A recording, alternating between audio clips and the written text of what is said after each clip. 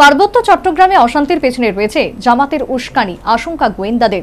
বাংলাদেশ দখলের ডাক দিচ্ছেন এই রাজ্যের জনজাতিরা। এই পরিস্থিতিতে কি পদক্ষেপ নেবে দিল্লি?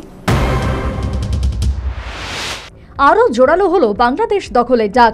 বাংলাদেশের পার্বত্য চট্টগ্রামে চড়ছে বিদ্রোহের সুর। প্রধানমন্ত্রীর হস্তক্ষেপ চেয়ে সরব রাজ্যের জনজাতিরা। মোদীকে চিঠি লিখলেন রাজ্যের মন্ত্রী। এই পরিস্থিতিতে কি করবে দিল্লি? সম্প্রতি হিংসা ছড়িয়েছে বাংলাদেশের পার্বত্য চট্টগ্রামে। কাঁটাতারের ওপারে জনজাতিদের উপর আক্রমণের প্রতিবাদে সরব হয়েছেন এই রাজ্যের জনজাতিরাও। শনিবার রাজ্যের বিভিন্ন জায়গায় বিক্ষোভ র্যালি করেন জনজাতিদের একাধিক সংগঠন।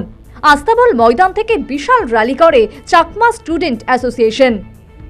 নির্মমতার প্রতিবাদে বেনুবন বৌদ্ধ বিহারের সামনে র্যালি করেন ত্রিপুরা রাজ্য ও রাইমা ভ্যালির বৌদ্ধ ভিক্ষুরা।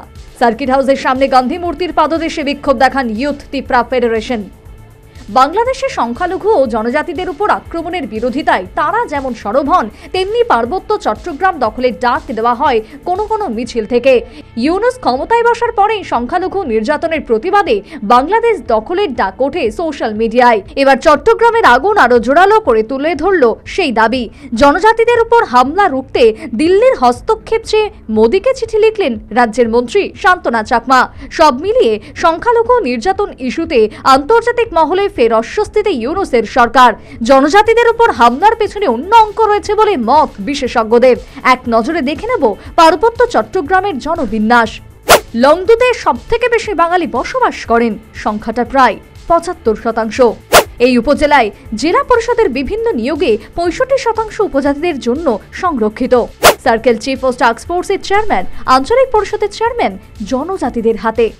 বাঙালিদের জন্য সংরক্ষিত ৩৫%। পরিসংখ্যান দেখলেই বোঝা যাচ্ছে পার্বত্য চট্টগ্রামের বিভিন্ন সরকারি পদে জনজাতি গোষ্ঠীদের প্রাধান্য দেওয়া হয়েছিল।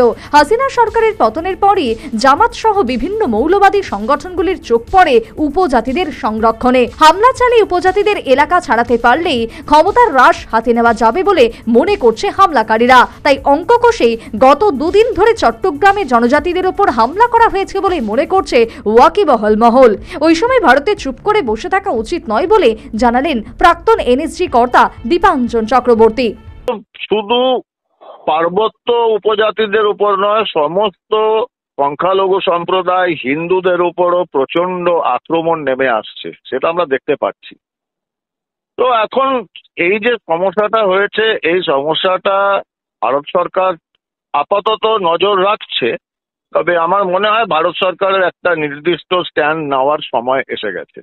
কারণ এরকম ভাবে চলতে পারে না আমাদের পার্শ্ববর্তী রাষ্ট্রে, কারণ তার অভিঘাত ভারতবর্ষ। তবে এই ঘটনার প্রতিবাদে বাংলাদেশের ভেতরেও ক্ষোভের মুখে পড়তে হচ্ছে সেনা ও অন্তর্বর্তীকালীন সরকারকে। জনজাতি নির্যাতনের বিরোধিতা করে বাংলাদেশেও বন্ধের ডাক দেয় বৈষম্য বিরোধী ছাত্র সংগঠনের পাহাড়ি ছাত্ররা। ঘরে বাইরে চাপে পড়ে জনজাতির সমর্থন হারানোর আশঙ্কায় ঘুম উড়েছে ইউনুস সরকারের। এই পরিস্থিতিতে দিল্লি কি পদক্ষেপ নেয় সেদিকেই তাকিয়ে আন্তর্জাতিক মহল। Bureau report, news vanguard.